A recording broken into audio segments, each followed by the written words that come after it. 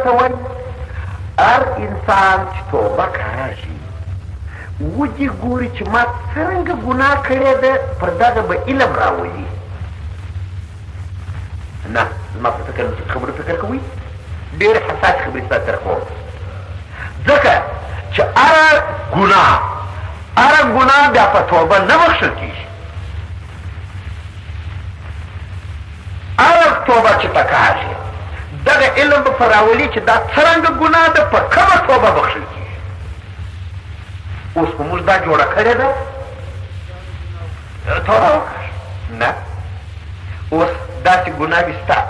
چې ګناه وکړې حج ته ولاړ په حج بخښل کېږي، داسې شته چې په لمانځه در بخښل کېږي، داسې شته چې په پښیماني در بخښل کېږي، داسې شته چې په شهادت در بخښل کېږي، داسې شته چې دا کور ته چې دا یو پټاټې یا غوښې یا ترتیزک کور ته واخلې، دا کوچنیان چې وایي بابا مه ګورې خورجین یې ګورې، پښتو خو به دې اورېدلې وي، دا کوچنیان چې ما دې خوشحاله شي دغه ګناه دې زړه شي.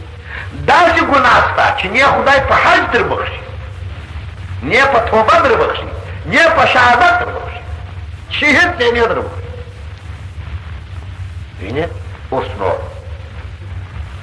نه خبرې په دغه ځای کې ده دا چې د تم توبه درې شرطه لري. اول ته چې دا ګناه وکړې علم دې راوله چې زه چې توبه کاږم کومه ده، اوس یې زه در ښیم، اوږدول یې ډېر نه خو در ښیم یې. مثلا که څوک کافر شو دیم توبه لري، د ده توبه نه په لمانځه ده نه په روژه ده، دی به ایمان ده. د کافر توبه ایمان، سل حج وکړي سل منځه وکړي فایده نه ده. یاو که مثلا سړی مړ کړي توبه یې بیا په حج په دې نه ده، هېڅ نه ده، ځي هغه سړي ته به وایي چې ما ستا زوی ما در وژنه. اوس نو دغه یم که مې بخښې ستا د حق خلاص ولم زو خدای ګشت، که مې نه بخښې وخت قصاص وکړه، تر څو چې دغه بنده یې ونه بخښي خدای نه بخښي. فکر مو څه یعنې د مثال په توګه یو سړی را ولاړېږي د بل سړي مال خوري، مال نو خدای ته وایي چې الهي مخ مې تور دی، د خلکو مال مې خوړلی دی، توبه مې د فجر نه خلاصېږي. خدای وایي که چې زما لمونځ نه وای کړی ما ته چې توبه کښلی وای ما به بخښلی وای، تا مال خوړلی دی د اجتور کاکو ورته دی پیدا کړه د ده څخه یا بخښ وغواړه چې دا مال در وبخښي، یا یې ورکړه چې نه وبخښي زما د خدای خلاص یې دې ته حق العفو وایي. اوس غیبت هم تر دغه رنګه لاندې دی. اوس که تا زما غیبت وکړي تر اوس چې دې ونه بخښه خدای دې نه بخښي. خدا وایي تا کوم زما سره کار کړي، تا د پلانکي غیبت کړي، ورته د هغه څه بخښ وغواړه چې هغه وبخښی. اوس معلومه شوله ګران اورېدونکو، هغه څوک چې ګناه کوي توبه کاږي د دغه توبې دپاره اول علم راولي چې څرنګه ګناه مې کړې ده، نو کم رقم توبه باید ورته وکړي. اوس یو سړی و علیه السلام ته راغلی ول صاحب علاج شوم و علاج شولم ول څه دې کړي دي؟ دی نو حضرت عمر مو ته هم راغلی و هغه ورته پټې کړ. حضرت ابوبکر صدیق مو ته هغه څه شو خرما یې خرڅوله، ښځه ورته راغلې وه ول خرما رانیسم ده ورته په کور کې تر دې ښه لرم. هغه چې مور ته کور ته چې دا رانږدې کړه مچوله یې یو د خدایه وبېرېږي. بس بالا د دې سړي بدن لیز راخیستی برابر رالي حضرت ابوبکر صدیق زما ټول خراب شو، زه ولاړم بس وشوېدل ګمراه شوم کافر شوم پلاکی شوم. څه ول ښځه مې د بل کور ته بوته غېږ کې مې ونیول. هغه ورته نو استر علی نفسک وتوب الی الله، پټ یې کړه خدای ته توبه وکړه. نو کوم یې بد کار ورسره کړی دی خو لا ورنږدې سوی نه وې، نو ګناه د صغیره ودې کړه. ټول بس علاج شولم ته څه راته وایې کاکا ما بسته د بل ښځه کور ته مې ولې ته وایي پټ یې کړه. حضرت عمر ورته راغی خو بل پټ یې کړه چاته مه وایه خو دې څه پېښه شوله. رسول علیه السلام ته پسې ده چې د علیه السلام ته ګریانۍ کولې علیه السلام ورته وکړه چې زه اوس دلته څه ووایم ول پټ یې کړه څه مه وایه دلته کښېنه سړی نه ارامېږي. نو علیه السلام غږ نه ورته کاوه نه ورته کاوه. علیه السلام باندې د مازدیګر د لمانځه وخت راغی چې دا لمونځ یې وکړي سړی ولاړ شو ستاسو قربان زما چاره دې را ونه کړله. ده ورته لمونځ دې زما سره وکړي ورو وویل ده خدای وبخښئ. نو دی کلک ودرېدی ویل یا رسول د خدایه نو دا ته وایې که خدای وایي؟ ده ورته ویل یا خدای وایي چې ان الحسنات یذهبن السیئات، نیکۍ چې دي بدۍ بیایي. تا لمونځ ما سره وکړي، دا صغیره ګناه وه، په پیغمبر پسې لمونځ ستا ګناه خدای در معافه کړه. ځینې بیا داسې شیان شته وینې. اوس نو ګران ورو، هر څوک چې توبه کوي د توبې درې شرطه شول. اول چې هر ګناه دې وکړه د توبه دې زده کوې چې کوم رقم ګناه ده نو څرنګه توبه ورته وکړه. یو دوهم شرط یې حال دی، وګوره چې دغه ګناه دې اوس کړی دی، د مخه دې کړی وی، که پس د دې هم درڅه کېږي. درې حالته لري. څنګه؟ ځینې داسې ګناهونه دي چې پخوا دې کړي. وګوره د هغه راز چې تر اوسه دې څه نیکۍ کړي دي چې د هغه پخوا ګناه چاره دې په دغو نیکیو کېږي، دا و هغه چې په شریعت په ترازو کې واچوې سره برابرېږي که یا. یو دوهم په دغه اوس حال کې هم ګوره چې زړه خو چې زړه ده، آیا اوس هم پکښې ولاړي؟ دوه درېیم دا چې ګناه خو دې نه دي کړي چې ته مړ شې، دا درپسې روانه وي. وګوره څه کار دې دلته په ښار کې پرې ایښی دی، څه د فساد ځای دې جوړ کړی دی، ګنج الفساد. څه شي دې جوړ کړي دي، څه دې کړی دی چې که ته مړ شې ګناه بیا قبر ته درپسې دی. دا مې دوهم شرط دی، دا دې هم سنجوي. درېیم خو ما ورته درې خبرې دي، علم دی، حال دی، عمل دی. عمل یې نو څه دی؟ درېیم ته وایي توبه کاږم، نو هر هغه کار چې تا پخوا کاوه هغه به پرېږدې، په عوض کې بې نیک عمل شروع کوې، نو دا معلومه کړو چې تا توبه کړې. مثلا پخوا دې غلا کول، اوس به نو بالا غلا پرېږدې، د خلکو مال مور کوې، راځې په ماضي کې بخښنې لمونځ روژه او طاعت و بندګي وکړې. مثلا پخوا دې ټک کول، چلن بیا ماته یې سرپول، نن د سګرټ لعنت کوې. مثال وینه دا خپل عمل ته به تغییر ورکوې. ولې اوس ځان دا تور دی چې منې دا هم تور دی. تغییر یې هغه وخت دی چې دا ما وکښه، تور مې په ځان واغوسته، تور دی. که مې بیا تور وکړي سپین مې په ځان، داسې نه کېږي چې سپین وي ځان سپین ځان تور دی، که تور وي ځان سپین دی، داسې نه کېږي. چې ته به تغییر ورکوې کېږي، و الا نه کېږي. او ځان د حاجي صاحب توبه دغه ده، پیسې مې په سود ورکړي، ځان توبه مې ده خدایه، د سود مې توبه ده، په د سؤال مې توبه توبه مې ده. هلک مې د بغله سره ناست یو، ځان صاحب عجب خلک، دا خلک الفان کې توبه مو ده د دوی د حاله،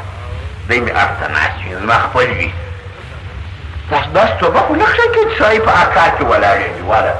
مګر زموږ دغه رقم توبې دي خوانو کو به ده.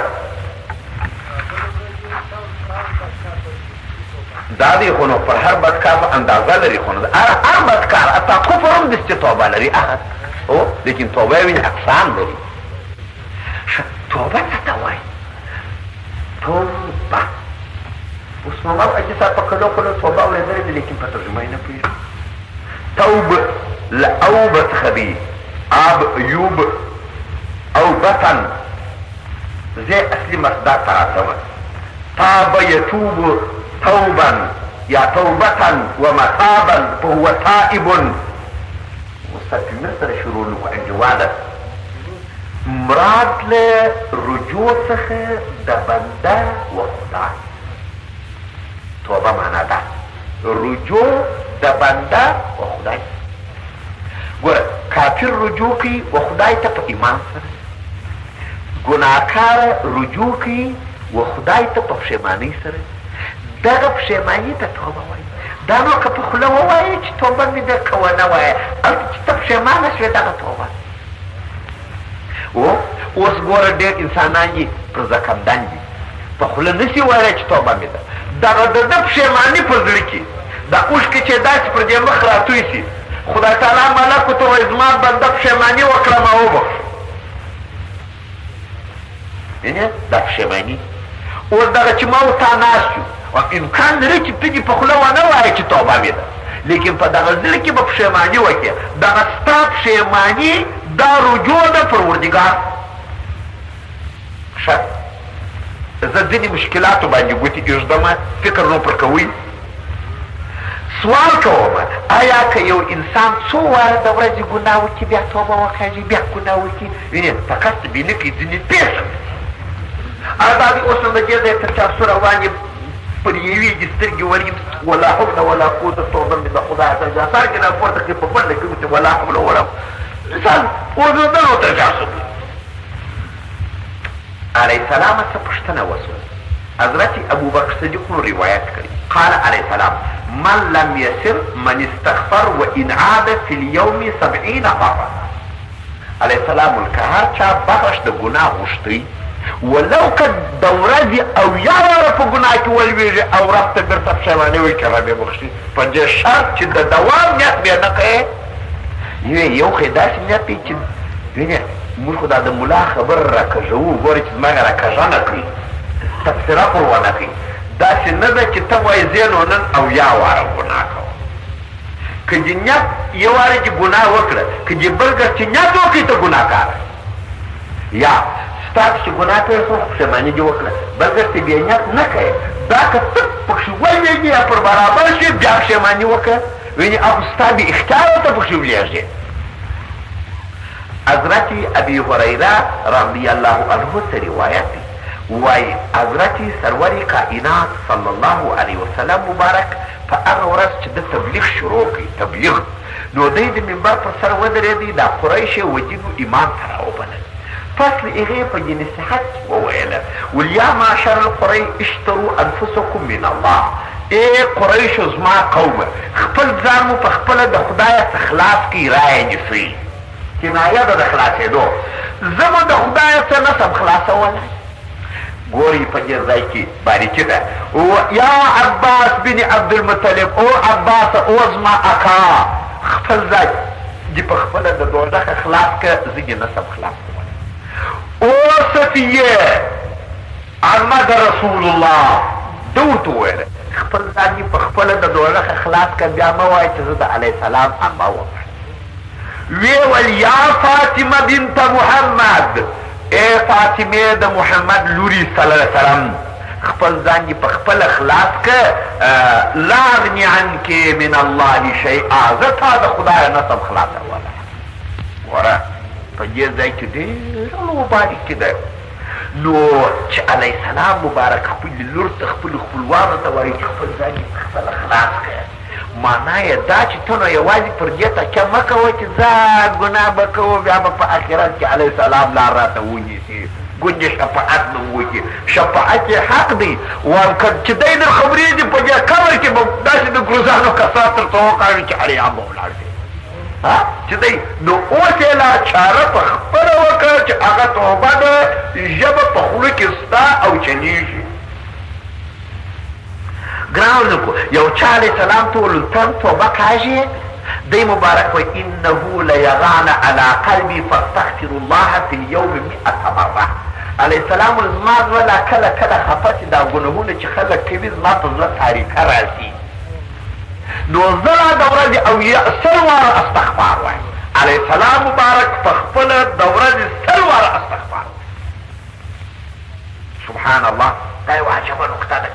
100 واره وایي په دې استغفار کې څه حکمت پروت دی په دې استغفار کې وایي دا بنده چې په استغفار شروع کړي خدای تعالی هغه ملکې ته ووایي چې د ده ګناه نیوشته کړي وایي د ده ګناه مه نیوشته کوه ده زما سره صلح وکړه ما بنده وبخښي تفسیر د کبیر راوړي دي تفسیر کبیر وایي ابلیس چې دنیا ته راوشړي والالهي زه د انسان پر سر راوشړلم او انسان یې هم زما دشمن کوي او د جنت و راحت و رحمت یې لرې کړم نو الهي اوس خو نو ما پر مسلطه کړه خدا وایي چې پر مسلطه و الهي ما یې پر اولادم ور مسلطه کړه خدا وایي پر اولاد یې ور مسلطه ول یا رب ستا قربان سم اضافتوب را سره وکړه زه یې وشړلم خدا وایي چې د انسان یو زیږي ستا به لس وزېږوم چې د ده یو زیږي ستا به لس ول یا رب زدنی آب خدای دعا درته کوم اضافتوب را سره وکړه خدای تعالی ورته وویله ځه واجلب علیهم بخیلک ورجلک وشارکهم فی الاموال والاولاد آیات دی ځه په مالو و اولادو یې هم ورګټ ولیا رب زدني الى اضافتوب را سره وکړه د اتلو زرو کالو عبادت مې پر دغه انسان برباد شي په لاس راکړه خدا ویل زه په وینو کې مې ورجاري کړی دا نقل آدم علیه السلام واورېدی همزه کې ولیا رب یو واره چې دی هلته را سره په کار کې په راوجېستلمه اوس بیا زما یو زوی پیدا کېږي د لس خو زما خوږي په را خراب کړي په یوازې سره زه د جنته راوایستمه دا چې زما اولاد یې وي د لس وي زما به چپ څه غږ مه لرې چې د لس وزېږه د زه شل ملکې ستا اولاد در استوم لس متر مخه دې لس متر شا شیطان به پر اولاد باندې شراخنی ولیا رب زدني خدای اضافتوب را سره وکړه دا ابلیس دې را باندې مسلطه کوي دا په مالو په اولاد مې راګرځي خدای ویله غږ مه لره په مالو په اولاد خو دې در ګډ دی چې د اولاد په وخت کې یوه بسم الله وایه شیطانان اور اخي په اولاد دې نسي ګډېدای چې مال ډوډۍ خورې یا په یو شي شروع کوې چې یعوذ بالله و بسم الله وایه ټول اور اخي در څخه ځي په هېڅ شي دې نسي در ګډېدی تا ته مې اسانه شی په خوله در ښولی دی دی چې وایي زه په ګډ شولم یو ډول زما حیات کې ټول به بربادي شي ټول مسود ولیا رب زدني اضافتوب را سره وکړه او خدای تعالی اضافتوب یې دا دی که ستا اولاد یو نیکي وکړه یو په لاس یې پر حساب یو نیکي ول تا ته ویل نو چې شي د خدای اضافتوب را سره خدا ول که ستا اولاد یو نیکي وکړه یو په اوه سوه یې پر حسابه ول الهي اضافتوب را سره وکړه ځل ول که ستا اولاد یوه ګناه وکړه نه نوشته کوم اوه ساعته په هر وخت کې پښیماني وکړه توبه وکړه وربخښه ول الهي اضافتوب را سره وکړه خدا ول اضافتوب یې نور ته څه کوې چې روح یې ور دغه چینغله کې ته راغلی لا یې پښیماني وکړه پښیماني لا یې در بخښمه شیطان چې دا خبرو ته غوږ نیولی په سر یې خاورې باد کړې ول الهي ما ته چې داسې وویل او چې راته خلاص کړي دا ګرده دنیا ما په ده په ګناه اخیستې نو خو چې دی یو پښیماني وکړي ګرده پر ما رابار کړې دی پاک کړې بیا د انسان پر خوا شوې یا الهي چې ته زموږ پر خوا یې چې ته مهربانه یې نو انشاءالله شیطان پر موږ تسلط نه لري په دې شرط چې موږ وتا ته پښیماني وکړو وتا ته رجوع وکړو که رجوع نه وي پښیماني نه وي انسان په خطا او ګناه کې ویلي ګران ورونو توبه اسانه هم ده ګرانه هم ده آدم علیه السلام د یوې توبې دپاره دغوندې ژړلي دي تفسیر کبیر او تفسیر روح البیان او تفسیر ابن جریر راوړي دي وای که د ګرد دنیا د کونډیانو د مړو د خلکو دا په هر چا چې غم برابر سول چې ډېر ژاړي وین د چا زوی مړ دی ډېر ژاړي د چا مور به د ډېر ژاړي د چا میړه مړ دی ډېر ژاړي ځینې بیا کوچنیان دي ډېر ژاړي په زانګو کې وای که د دغه ګردو انسانانو ژړا سره را یو ځای کې او ویتلې د داود علیه السلام ژړا پر ډېره ده په روژه کې د اوریا پر قصه چې ژړلي وه په روژه کې مې قصه درته وکړل وای که بیا د انسانانو ټول ژړا او د داود علیه السلام ژړا هم دا هغه د اگر د سره راګډه کې سره یو ځای کې د نوح علیه السلام ژړا پر ډېره چې یو د زوی پر حال چې زوی یې غرق سو ویې ژړل ول الهي دا را پرېږده خدای ویل چپ دا ستا د کورنۍ نه دی ولې چې بیا ځایه سوال وکړي بس پر دغه یې وژړل 40 کاله وشو وای که چیرې بیا د انسانانو ژړا د داود علیه السلام ژړا د نوح علیه السلام ژړا دا بیا راواخې د ژړا سره د آدم علیه السلام ټول کې د دغې پر ژړا د ټول دنیا بالا دونې ژړا ده کړې مګر دومره درته وایم چې امتي ته د علیه السلام دونې تکلیف خدای نه ورکړي وعده علیه السلام کړی ده که زما امتي په زړه کې پښیماني وکړې او د دغه سترګې څې په اندازه د مچ د سر هغه نه دی چې داسې زو اجي په ظلمت کښې کاړو سترګې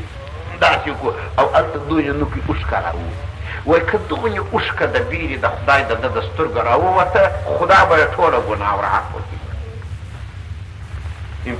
موږ سره داسې نه ده محقق وایي مرکب توبه عجایب مرکب است، مرکب توبه عجایب مرکب است، بر فلک تازد به یک لحظه پس، چون برارند از پشیمانی حنین، عرش لرزد از انین المذنبین. وای یاره د توبې د سپرچا شی عجب دی. دا د سپرچا شان ځینې داسې وي سړی ارام ارام پوځي، ځینې په یوه ورځ پر رسېږي. وایي د توبې داسې شی دی چې دا وجه چې الهي توبه مې ده تر دغه اول پلا دې تر عرش تېروي. دا پښیماني د بنده دغوندې چابکه ده. تر هر رقم لمانځه، تر هر رقم روژې، تر هر رقم حج پښیماني چابکه ده. حج داسې خدای ته چابک نه رسوي، لمونځ کې داسې خدای ته نه رسي. یوه پښیماني په آن وایي ده تر عرش رسېږي. دا چې ما دی چې الهي پښیمانه یم، چون برارند از پشیمانی حنین.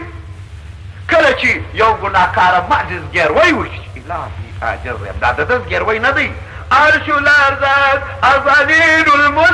المذنبین، عرش عظیم په لرزد. خدای ورته وایي ای عرش عظیمه چی شي په لرز راوستلی یې؟ و الهي اوښکه د ګناهکاره بنده چې په لرز راوستلی. خدا وی عرش آرام سے کما دی نه بخشلای دته مې پښیماني په وجود کې نه پیدا کوم. اوس به نو یو خبره بله هم در په یاد کړمه چې دغه زاري توبه اوښکه هم زموږ په اختیار کې نه ده. اوس ګورئ 3000 خبرې به د اوښکې درته وکړم توی به نه شي. بله ورځ به قرار ناستې پر ځای په کور کې یو خبره به دې په یاد کې برناکه به وژاړې. داسې علاحده کار دی هلته چې خدای دې ورته برابر کړي سمیږي. اوس به د توبې 1500 خبرې درته وکړم نیکه. یو ورځ به سر به خو د داسې ټینګه توبه وکړې چې نه به زه یم نه به دور وي تا به توبه کښلې وي.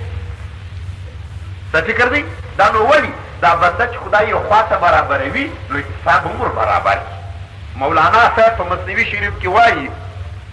چون خدا خواهد که من یاری کند جانب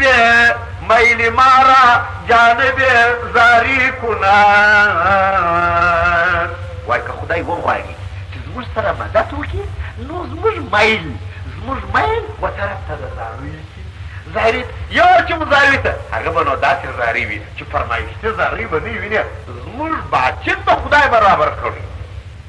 ګرانو وروڼو دا توبه داسې شی ده لکه د توپک کړول. دا توپک اوس توپک دی ټک کوي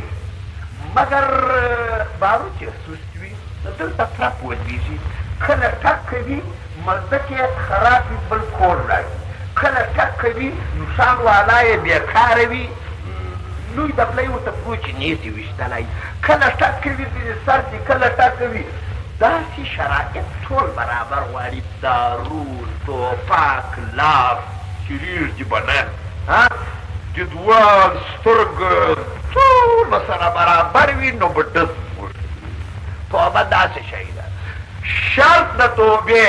اخلاص اوښکې تویدل د رښتیا پښیماني د صداقت وینا دا ګډ چې سره برابر سي نو قبول ته رسېږي.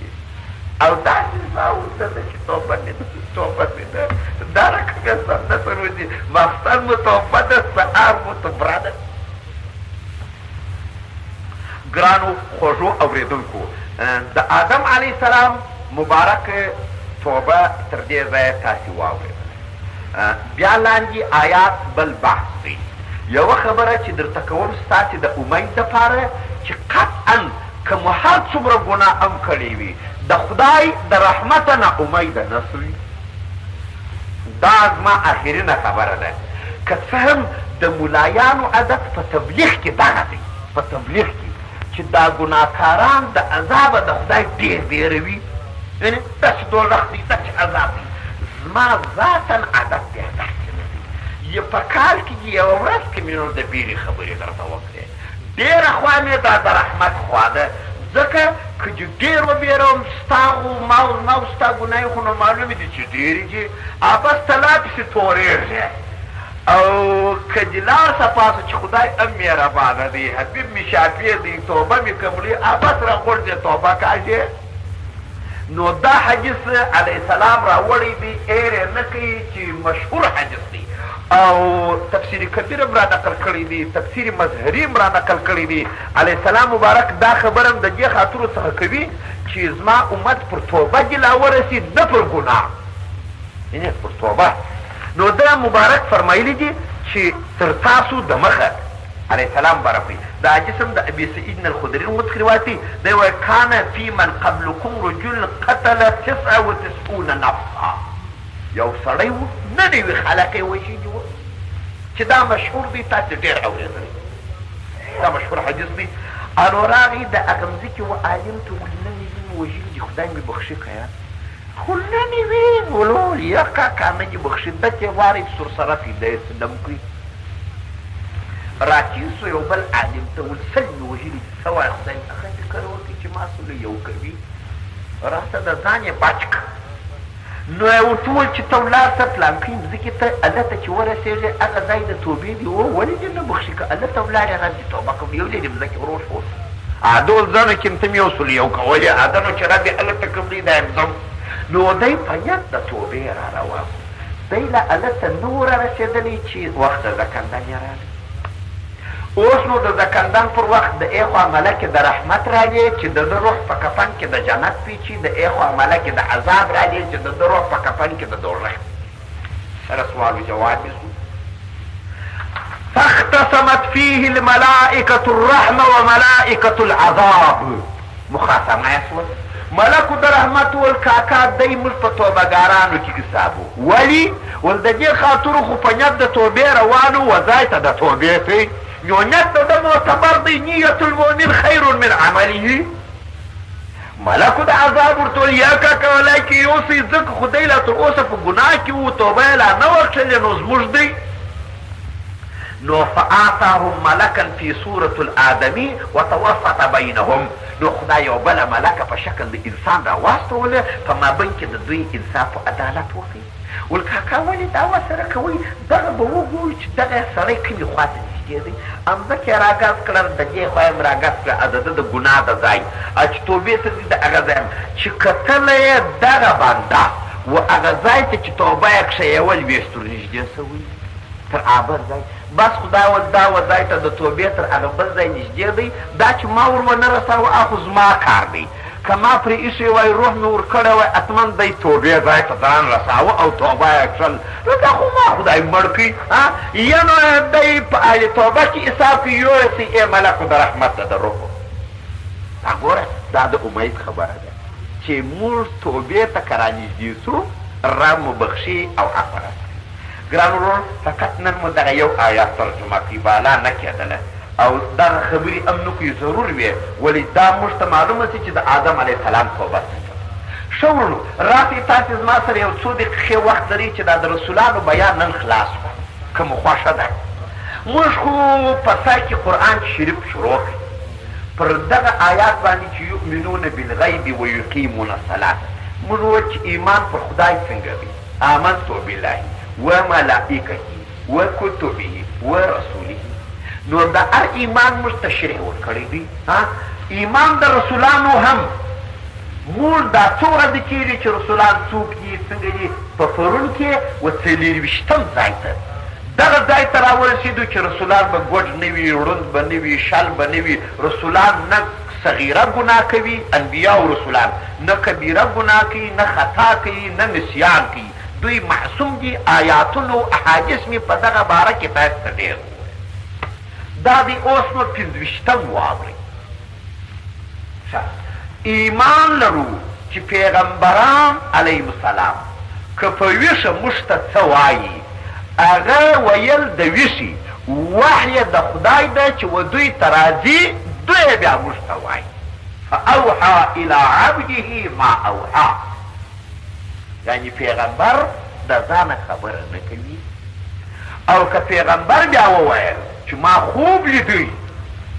د پیغمبر خوب هم وحی ده پر دې ایمان لرو ولی د پیغمبر خوب وحی ده ولی دا خوب د پیغمبر وګوري چې یوسف علیه السلام یا ابت انی رأیت 11 کوکبا والشمس والقمر رأیتهم لی ساجدین. اب یوسف څنګه خوب ویني دی د ستورو د سپوږمۍ د سجدې دا خوب دا د پیغمبرانو خوب وحی ده. یا لکه خوب د حضرت ابراهیم علیه السلام دی خپل زوی د علالولو ځای ته بیایي هلته ورته یا بنی انی ارا فی المنام اذبحک فانظر ما ترا. ای زویه ما برایي په خوب ولیدې چې زه ته حلال کړم څه وایه. لکه خوب د حضرت محمد علیه السلام چې خوب یې ولیدی چې اصحاب یې بیولي و حج ته احرامونه یې په تړلي وي. دی چې سهار راکښېنستي 1400 کسه اصحاب یې بوتله هلته کافرانو راوګرځو سږ کال نه تلای انو دا سږ کال لا وګرځاوه دلته منافقانو پیغمبر خوب لیدلی خوب یې درواغ. خدای تعالی ورته لقد صدق الله رؤیایه بالحق. دا آیاتونه راولېږله د علیه السلام د خوب صداقت خدای په خپله خدای چې زما پیغمبران خوب چې ویني حق دی زما وحی ده چې دوی ته په خوب کې کومه. بیا هغه چې پر کال باندې هغه ترتیب چا ده په خوب لیدلی و هغه علیه السلام ته خدای ګرد ورشتا کوي د ده محلقین رؤوسکم مقصرین لا تخافون آیات عین هغه د حج مناسک یې ګرده د سر په سترګو په ولیده. لیکن دغه یو چې علیه السلام یو د اول کال د مخه والی کړی وي خوب خپل وخت درلودی ته د مخه کار کړو پسلی و. شپږویشتم ایمان لرو چې پیغمبران علیهم السلام معجزې لري. معجزه و هغه ناولده کار ته ویل کېږي چې هغه به د نورو بندګانو ساحرانو کاهنانو د هېچا د وسه به نه دا به د ده معجزه وي. معجزه د پیغمبر په قدرت د خدای به کېږي چې معجزې لکه د مړو را ژوندي کېدل لکه د پسانو جوړېدل او تر دغه درانه مشکلات چې تاسې په قرآن کې لکه اوس د یوه لکړه د موسی علیه السلام چې 80,000 لکړې تېرې کړلې یا لکه د علیه السلام مبارک معجزې چې سپوږمۍ ته اقتربت الساعة وانشق القمر